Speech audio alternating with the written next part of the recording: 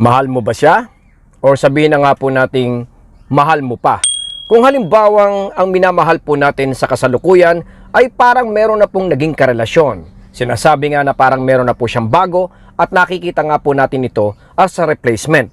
Pwede rin naman po mga kapatid na may minamahal ka pero kumbaga hindi mo makuha-kuha yung kanyang atensyon dahil nga po nakafocus siya dun sa taong yon mga utol. Don't get me wrong at no offense po kung halimbawang kayo po ay may karelasyon at bakit tinuturuan daw po ni Coach Papong na agawin ito mga utol. Itong mga ibabahagi ko po ngayon ay both makakatulong on both side. Kung ikaw ay may karelasyon sa kasalukuyan, edi makikita mo kung ano yung pwedeng maging culprit or kung ano yung mga dapat nyo pong i-develop or improve. Kung ikaw naman po ay talagang karapat dapat na mahalin mga utol, pero let's say ang taong mahal po natin ay inagaw sa atin, di ba't karapat dapat din po itong tulungan mga utol?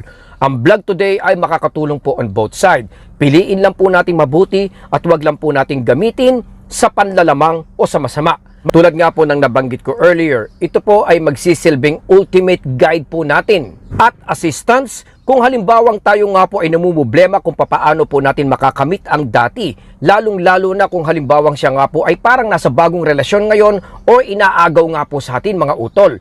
O sabihin na nga po natin meron tayong minamahal pero hindi natin makuha-kuha ang kanyang atensyon dahil nakafocus nga po siya doon sa taong yon. First and foremost mga utol, huwag magmadali. Don't rush mga utol dahil tandaan po natin, hindi gadget ang taong ito, hindi po siya AI.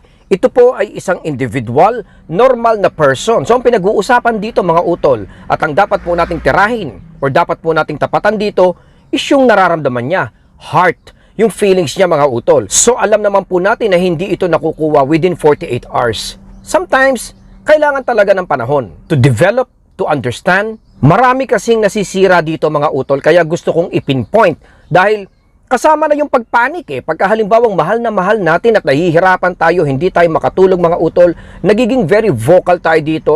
Sometimes napakaaga tayo po ay nagko-confess. Samantalang hindi natin naiintindihan yung dynamics na kailangan pang ma-develop ito at ma-inspire mga kapatid. Ganon din po ito kung sakaling binabalik mo ang dati mong karelasyon na ngayon ay nasa ibang relasyon mga utol. Hindi tayo dapat magalit at mag-focus dun sa inner emotions kung saan tayo po ay makikita niyang mahina. Nagpapanik po tayo.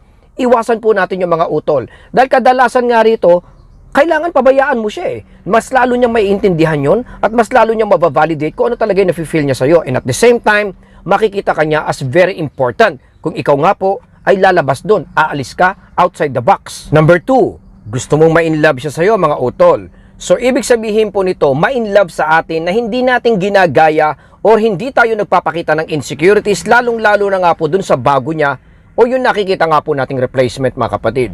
Simply, wag nating gayahin yon, wag tayong mainggit doon at wag nating kinakapi yung para bang ay ganun siya, kailangan ganun din tayo. Sabihin nating very sporty siya pumorma so kailangan naka G-Shock at sporty din tayo mga utol. Yun po ang mga dapat nating iwasan mga utol dahil kailangan mahalin ka niya kung ano ka. Let's say for example, ikaw ay ex. So dapat dito i-develop mo lang yon pero hindi ka dapat naka-pattern doon kung ano yung ipinalit niya sa iyo mga utol dahil technically, lagi ko nga po sinasabi sa mga online or coaching session natin, props yan or rebound. The main idea dito mga utol ay ipakita mo yung development or pagbabago mo or to show something different. Hindi dapat yung katulad nun at parang ini-imitate po natin yun dahil ang pakiramdam natin mga utol, yun ang gusto niya. Dahil minsan normal yun yung pagka nakikita natin na parang mahal niya yun, nakafocus siya doon. So merong tendency na magaya natin yun mga utol. Iwasan po natin ito. Next, dapat na priority mo ay maging komportable siya sa'yo. Hindi lang komportable kailangan intimate at very comfortable. Kaya dito tayo nasisira mga utol kung halimbawang ex po natin ang sinusubukan po nating ibalik pagka siya nga po ay nasa parang bagong relasyon mga utol. Syempre nandyan yung parang binabatuhan natin siya ng mga guilt feelings.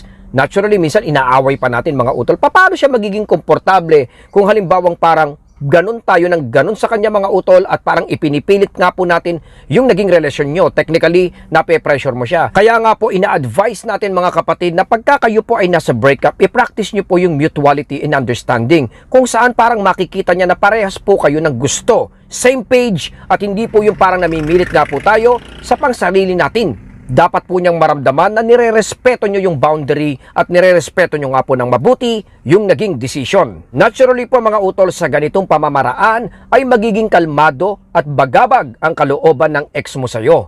Maaring hindi mo ito mapansin agad-agad or makita agad-agad mga utol. But for sure magiging positibo at magbabago ang perspective ng ex mo sa'yo o ng taong ito. Another one mga utol, pigilan natin at wag nating gawin yung parabang kinakalaban natin kung sino man yung karelasyon niya. For example mga utol, ito po ay rebound.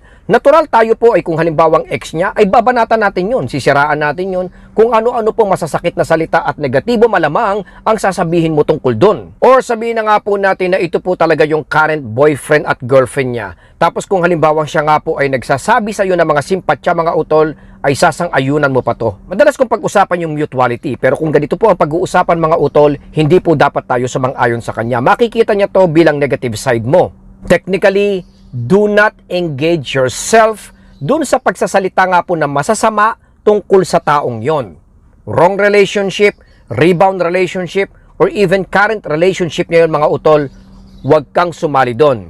Umiwas at dumistance ka sa usapin na yon. Another one, balik tayo doon sa salitang mutuality. Kasi kailangan humanap ka ng pagkakapareho nyo mga utol. Ito po ay dapat nagiging objective natin. Hindi natin dapat sineset aside dito mga utol.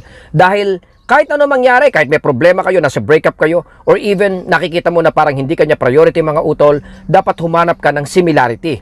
Dahil dito siya in a way makakahanap ng connection sa'yo at dito siya talaga magiging intimate. Previously, may mga clients po ako na hindi naman gamer, pero sinubukan maging gamer, naganap ng mga online games, which is na-enjoy din naman nila. Naging advantage po niya ito at kinalaunan, siya po ay nagustuhan, na-develop, na-appreciate. Sports, movies, malling mga utol, gimmick, or even out of town. Maraming pwedeng maging common grounds, maraming pwedeng maging similarity sa dalawang tao. Kaya ko po sinasabi ito mga utol dahil pagka halimbawang meron kang nagugustuhan, may minamahal ka.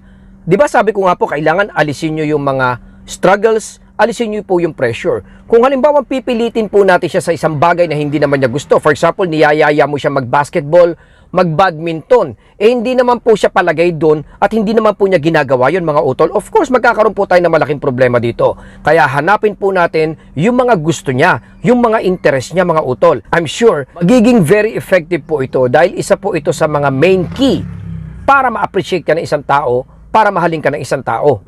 Ipakita mo ang halaga mo kapatid. Kung wala kasi tayong value, or sabihin na nga po natin na hindi niya nakikita na gaganda yung buhay niya, sasaya siya with you mga utol, kahit ano mangyari, hindi niya tayo pipiliin. Wala naman sa physical look yan, pero ang importante dito mga utol ay nailalabas mo, nai-enhance mo po kung ano po yung mga kakayahan mo, kahalagahan mo. By being with a lot of friends, tapos nakikita niya na ikaw nga po ay nagiging successful, magaling kang magdala ng sarili mga utol at hindi ka weak, attraction yun kapatid. Huwag mong pabayaang lamunin ka or i-conquer ka ng selos mga utol. Normal yan eh. Dahil syempre po, mahal mo yung isang tao at nababalitaan mo, naririnig mo, nakikita mo paminsan-minsan mismo mga utol na siya nga po ay kasama nun. Pagka ganun, alam naman po natin, naturally tayo po ay magseselos dahil may feelings tayo eh.